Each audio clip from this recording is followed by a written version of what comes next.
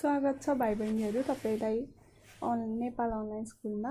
आज हामी क्लास 10 को कम्पलसरी म्याथ्सको प्रोबेबिलिटी भन्ने च्याप्टर पढ्न गइरहेका छौं। यो च्याप्टर 4 मार्क्समा सोध्छ, 4 मार्क्समा मात्र सोध्छ। यो एकदम सजिलो छ, कोहीलाई धेरै कन्फ्युजिङ लाग्छ यो, तर राम्रोसँग बुझ्यो भने यो एकदम सजिलो छ अनि 4 मार्क्स हामीले सजिलै ल्याउन सक्छौं है। हामी सुरु गरौँ अब फर्मुलाहरुबाट है त। फर्मुला भन्दा नि यसको कन्सेप्ट जस्तो मात्र हो, फर्मुला नै भन्नु पर्दैन।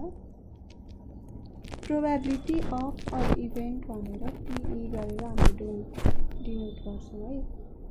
यो भनेको चाहिँ number of favourable events upon number of exhaustive events अथवा सैम्पल स्पेस भन्छौं है। यो भनेको चाहिँ हामीले राम्रो हुने खालको इभेन्टहरु भयो हैन। अनि यो तलको चाहिँ के इभेन्टहरु हुन सक्छ त त्यसको नम्बर भयो। जस्तो एक्जाम्पल दिउँ है त। एक्जाम्पल एउटा डाइस रोल गर्दाखेरि डाइसलाई तपाईले रोल गर्नुभयो है। त्यसमा तपाईलाई 1 चाहियो है। 1 चाहियो भनेपछि यो के भयो? फेभरेबल इभेन्ट भयो। फेभरेबल इभेन्ट भयो। अनि पर्न सक्ने प्रोबेबिलिटी भन्नाले के हुन सक्छ त भन्दा 1 पनि पर्न सक्छ, 2 3 4 5 6 वटा फेस हुन्छ नि त डाइसमा अनि 6 सम्म पर्न सक्छ है। अनि कतिवटा पर्न सक्ने भयो त, कतिवटा चान्सेस भयो त? एउटा, दुईटा, तीनटा, चारवटा, पाँचवटा, छवटा। 6वटा चान्स भयो नि कुनै एउटा नम्बर पर्न सक्ने। त्यही भएर नम्बर अफ फेभरेबल इभेन्टमा चाहिँ हाम्रो के भयो? एउटा भयो। त्यो भनेको 1 परेको चान्स। अनि तलपट्टि चाहिँ 6 भयो। 6 चाहिँ के भयो? हुन सक्ने नम्बरहरु कुन पर्न सक्छ र त्यसको प्रोबेबिलिटी भयो हैन। यो भयो, यो सिम्पल कन्सेप्ट जस्तो भयो। यसमा चाहिँ यो एनी भनेको तपाईहरुले लेख्न सक्नुहुनेछ। एनी भनेको नम्बर अफ फेभरेबल इभेन्ट्स अनि एनएस भनेको number of exhaustive events. Exhaustive भनेको के हुन सक्छ त्यो है।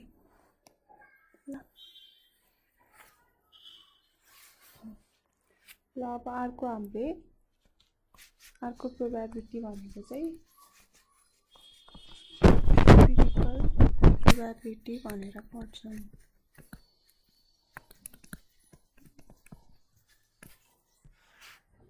यो भनेको चाहिँ हामीले कुनै एक्सपेरिमेन्ट गर्छौं है। एक्सपेरिमेन्ट गर्दाखेरिको प्रोबेबिलिटी हुन्छ। एक्सपेरिमेन्ट गर्दाखेरि चाहिँ यो भनेको यसको प्रोबेबिलिटीको फर्मुला चाहिँ number of events upon total number of experiments हुन्छ। फर एक्जाम्पल यस्तो छ। तपाईले अब डाइसकै एक्जाम्पल लिउँ है। एउटा डाइसलाई रोल गर्नुभयो। कतिचोटी रोल गर्नुभयो भन्दाखेरि एकचोटी रोल गर्नुभयो। कुनै फेस आउन सक्छ, फर एक्जाम्पल 2 आयो। अर्को चोटी पनि गर्नुभयो है, यसमा 1 आयो। अर्को चोटी गर्नुभयो 6 आयो, 7 आयो, फेरि 2 आयो है। सो यसमा चाहिँ तपाईलाई इभेन्ट, यदि हामीले इभेन्टलाई चाहिँ 2 परेको इभेन्टको एम्पिरिकल प्रोबेबिलिटी थाहा पाउनु छ भने चाहिँ नम्बर अफ इभेन्ट्समा कति हुने भयो त? 2 चोटी 2 पर्यो नि त। हामीले खोजेको चीज 2 चोटी भयो है। अपन टोटल हामीले कति चोटी ट्राई गर्यौं त त्यसको लागि भनेपछि एक चोटी रोल गर्यौं, 2 चोटी, 3 4 5 चोटी रोल गर्यौं हैन। यो चाहिँ एम्पिरिकल प्रोबेबिलिटी भयो है। चाहिँ हल्का फर्मुला जस्तो टाइपको हेरौँ है। अब इभेन्टहरु त हामीले बुझि नै सक्यौं के हो। इभेन्टहरुमा चाहिँ यदि A र B चाहिँ दुईटा इभेन्ट हुन् है।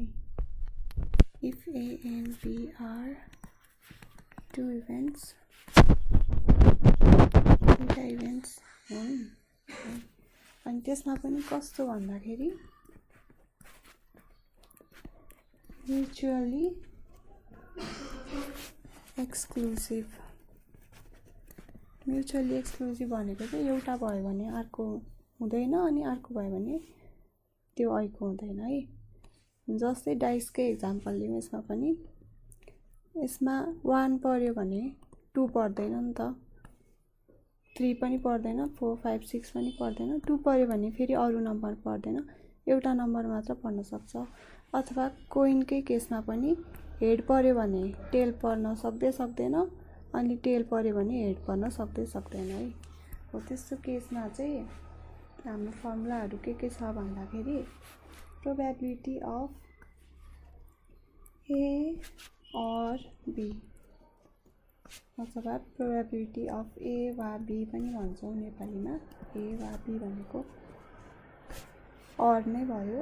भनेको probability of A union B हुन्छ।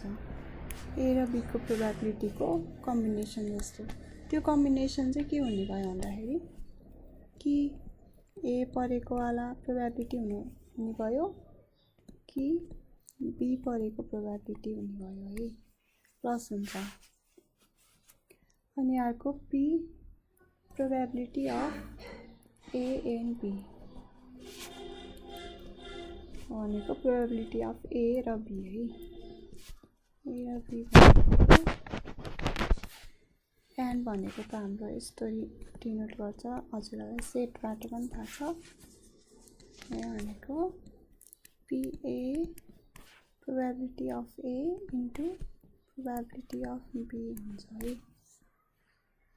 अनि त्यसपछि अब म्युचुअली एक्सक्लुसिभलाई त गऱ्यौं। अब हामी म्युचुअली नन एक्सक्लुसिभलाई हेरौं।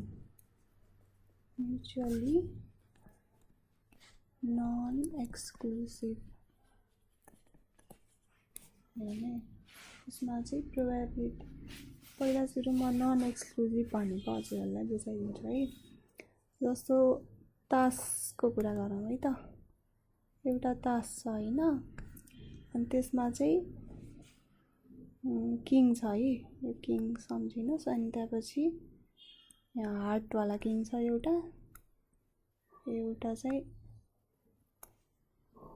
चाहिँ यस्तो यो के भन्छ यसलाई स्पेड वाला किङ छ है। यस्तो छ है। अनि त्यसपछि नन एक्सक्लुसिभ इभेन्ट भनेको चाहिँ के पर्यो भने हार्ट पर्ने चान्स पनि त छ नि त्यसमा है। एउटा ठुलो तासहरुको एउटा उ छ है, डिब्बा जस्तो छ। अनि त्यहाँबाट तपाईले एउटा तास सिक्नु भयो है। त्यसमा के पर्ने र हार्ट त सँगै पर्न सक्छ नि त, किनभने तिनीहरु त एक अर्कासँग डिपेन्डेन्ट छैन। हार्ट पर्यो भने यो चिडी भन्छ कि के भन्छ हो,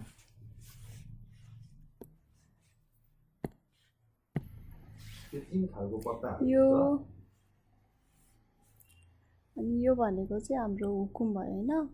के त पानको पनि हुन सक्ने भयो, हुकुमको पनि हुन सक्ने भयो है। अनि त्यसपछि यस्तो इट्टाको पनि हुन सक्ने भयो र अर्को हाम्रो क्लब चिडीको पनि हुन सक्ने भयो है। अनि त्यही भएर के र हार्ट पर्ने चाहिँ के भयो त, हार्ट पर्न सक्ने भनेको चाहिँ हाम्रो नन एक्सक्लुसिभ भयो है। Mutually non exclusive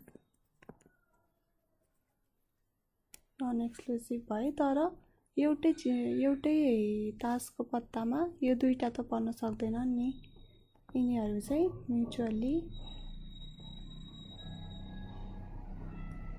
mutually exclusive भए।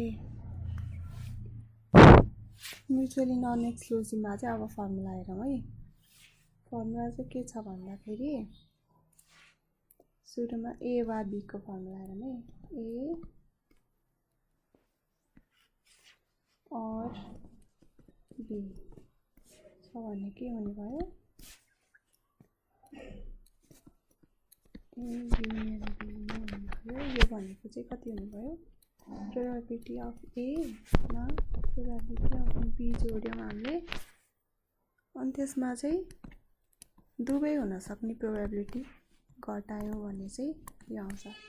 जस्तै यसमा चाहिँ प्रोबेबिलिटी अफ के, त्यहाँबाट हेरौँ है, के और हार्ट छ है, छ भने चाहिँ के हुन्छ? प्रोबेबिलिटी अफ के, किङ पर्ने प्रोबेबिलिटीलाई हार्ट पर्ने प्रोबेबिलिटीसँग जोड्छौँ, अनि त्यसपछि यो दुईटै पर्ने प्रोबेबिलिटी, जस्तो एउटै तासमा के र हार्ट पर्ने प्रोबेबिलिटीलाई घटाउँछौँ, के र हार्ट पर्ने है, यस्तो गरेर गर्छौँ है।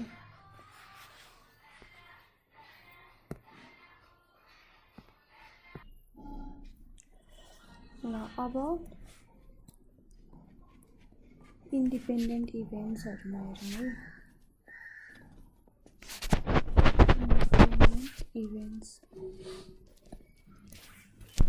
इन्डिपेन्डेन्ट इभेन्ट्स भनेको चाहिँ एउटाले अर्कोलाई असर नगर्ने। जस्तो तिमीले एउटै एक्सपेरिमेन्टमा एउटा डाइसलाई रोल गर्यौ र एउटा कोइनलाई पनि फ्लिप गर्यौ भने यसमा हेड अथवा टेल पर्ने हुन्छ नि प्रोबेबिलिटी,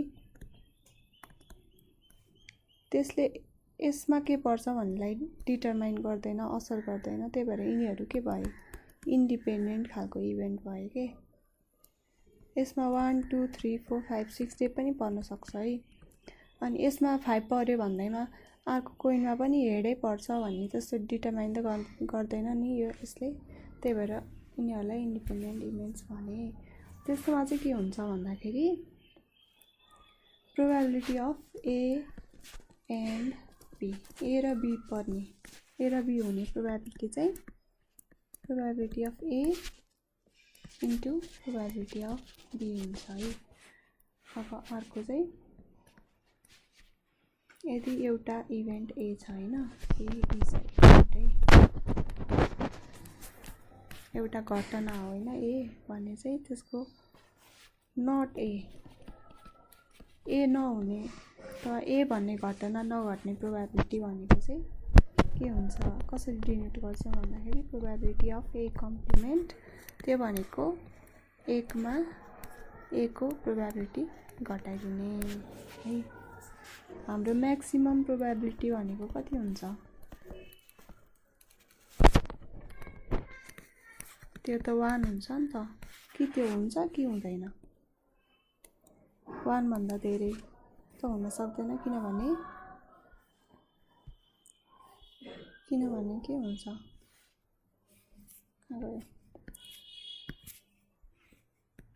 किनभने त्यो कुरा भयो भने 1 पर्ने प्रोबेबिलिटी, के अरे तिमीले डाइसलाई 6 चोटि रोल गर्यो हैन, 6 टाइम्स रोल गर्यो है। त्यसमा हाम्रो फेभरेबल इभेन्ट भनेको चाहिँ 1 चाहिँ 6 चोटि नै पर्यो हैन। 1 shows up on dice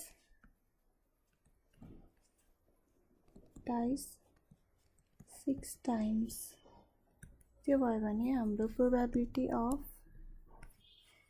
event 1 नै भनौँ भनेको कति हुन्छ? 6 चोटि आयो भनेपछि 6 अपन डाइस कति चोटि रोल गर्यो? 6 चोटि भनेपछि प्रोबेबिलिटी 1 नै भयो नि त, त्यो भन्दा धेरै भएन।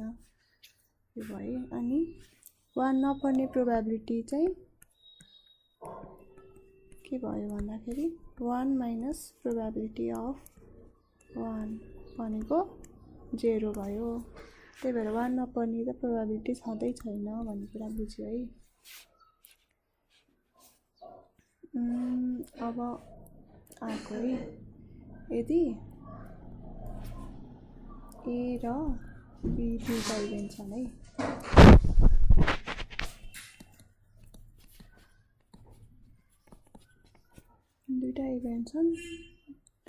अनि त्यति बेला चाहिँ प्रोबेबिलिटी अफ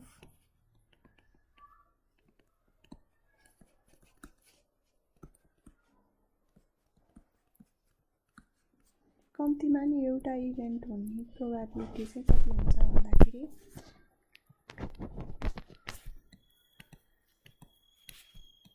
ए नहुने प्रोबेबिलिटी इन्टु बी नहुने प्रोबेबिलिटी है। नहुने प्रोबेबिलिटीले हामीले मल्टिप्लाई गरेपछि टोटल नहुने प्रोबेबिलिटी आयो हैन, अनि त्यसलाई एकमा घटाएपछि हुने प्रोबेबिलिटी आयो नि त। यो हुन्छ है, यिनीहरू चाहिँ ख्याल गर्नुपर्छ हजुरहरूले। अब हामीले इंग्लिशको कीवर्ड्सहरूलाई कसरी फर्मुलामा ट्रान्सलेट गर्ने अथवा के हुन्छ त त्यसको भन्नुपर्छ है। ए बट नट बी जस्तो इभेन्टहरू ए र बी छन् भने ए बट नट बी भन्यो भने हामीले के भन्दा बुझ्ने त भन्दाखेरि ए बी छैन है, ए तर बी छैन भनेपछि यस्तो भयो है, इन्टरसेक्सन भयो नि त। यो दुईटै हुन पर्यो नि त, ए हुन पर्यो बी हुन भएन है। अनि अर्को छ नाइदर ए नर बी, यो हुँदाखेरि चाहिँ ए पनि हुन भएन अनि बी पनि हुन भएन, अनि हो। यसलाई चाहिँ अनि अथवा एन्डले बुझ्न सकिन्छ, ए एन्ड नट बी है, बट भनिन्छ जेनरली। अब at least one of A, B or C भनेको यिनीहरू तीनटा मध्ये एउटा जुन भए पनि हुन्छ, भनेपछि ए अथवा बी अथवा सी। यसलाई अथवा है, सिम्प्लिसिटीको लागि यसरी पढ्दा हुन्छ है। यसलाई अनि भनेपछि हुने पर्यो त्यो अनि त्यो, अथवा भनेपछि कुनै एउटा भए पनि भयो, एटलिस्ट वान भए। अब exactly one of A and B, A र बी मध्ये कुनै एउटा मात्र भनेर भन्दाखेरि कि ए अनि बी नभएको अथवा बी अनि ए नभएको, यस्तो हुने भयो नि त।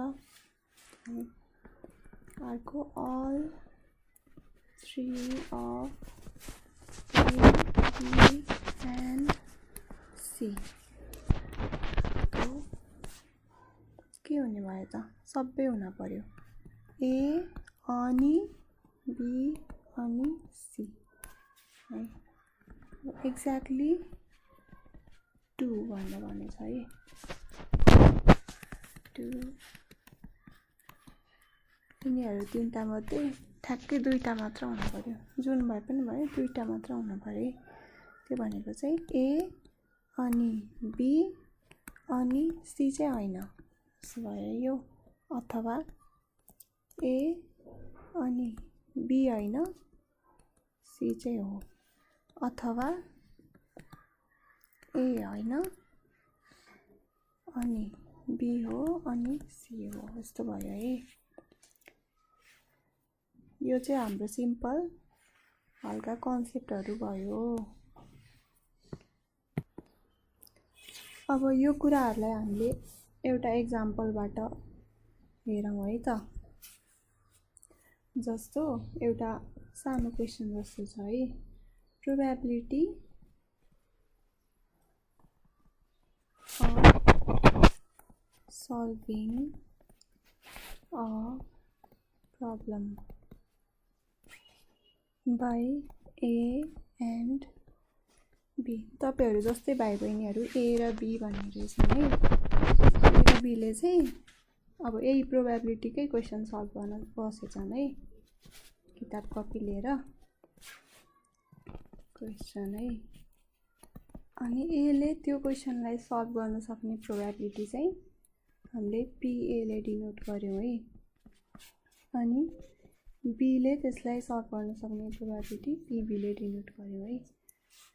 अब त्यसमा चाहिँ हामीले के फाइन्ड गर्छौं त सुरुमा भन्दाखेरि प्रोबेबिलिटी अफ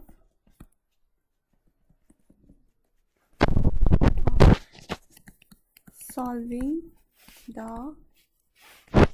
प्रब्लम है। त्यो प्रब्लम सल्भ हुन्छ भन्ने प्रोबेबिलिटी, त्यो प्रब्लम चाहिँ कसरी सल्भ हुन सक्छ त भन्दाखेरि एउटा के हुन सक्छ, ए ले सल्भ गर्न सक्छ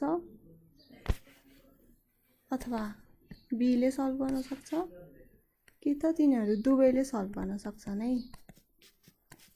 तिनीहरू दुवैले सल्भ गर्न सक्छन्।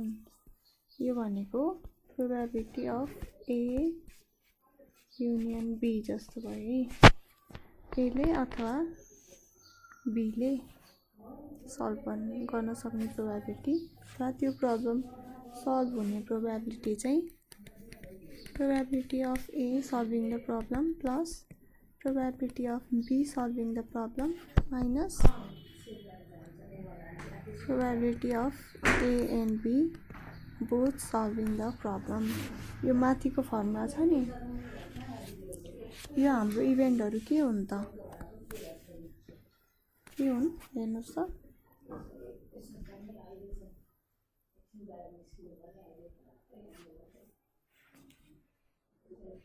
म्युचुअली नन एक्सक्लुसिभ हो नि त, किनभने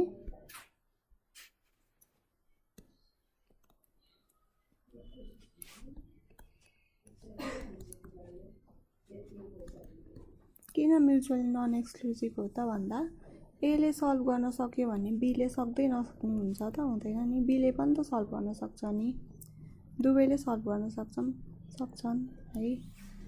अनि माथिको यो फर्मुलाहरु हामीले सुरुमा पढेको थियौं नि, त्यहाँबाट यो भयो है probability of A or B भनेको यो आयो, यो भयो। अब अर्को चाहिँ दुवैले त्यो प्रब्लमलाई सल्भ गर्ने प्रोबेबिलिटी छ है, भनेको प्रोबेबिलिटी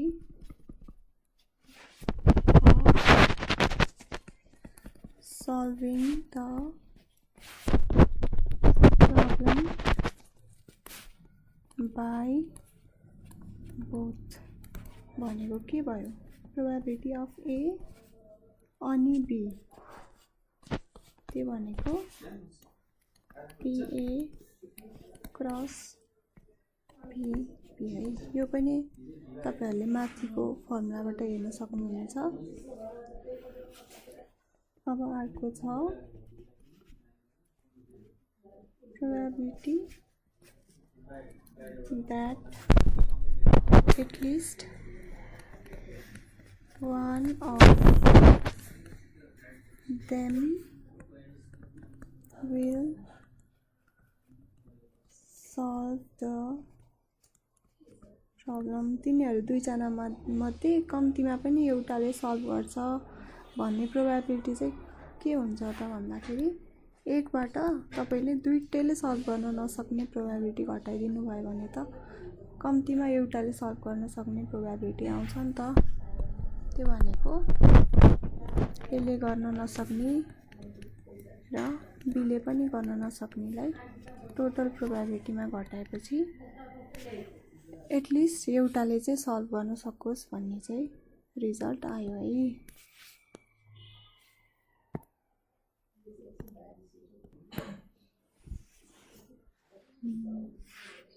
अब हामी तास सम्बन्धी केही पढौँ है त। यो प्रोबेबिलिटीमा धेरै जसो तासकै कुराहरु सोधिएको हुन्छ हामीलाई, त्यही भएर त्यसलाई सल्भ गर्नुभन्दा पहिला फाउन्डेसन त चाहियो नि त तासहरुको बारेमा।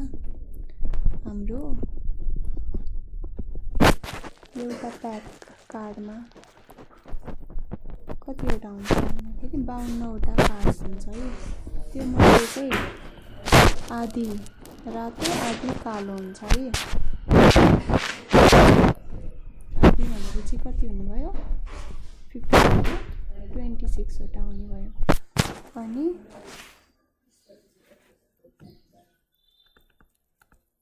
कालो पनि 26 वटै हुने भयो।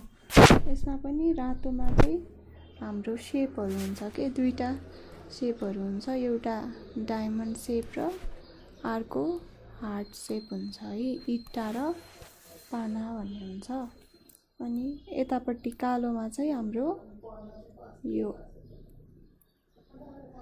क्लब र यो यस्तो गरेको स्पेड हुन्छ है, अथवा चिडी र हुकुम भन्न सक्छौँ है हामीले।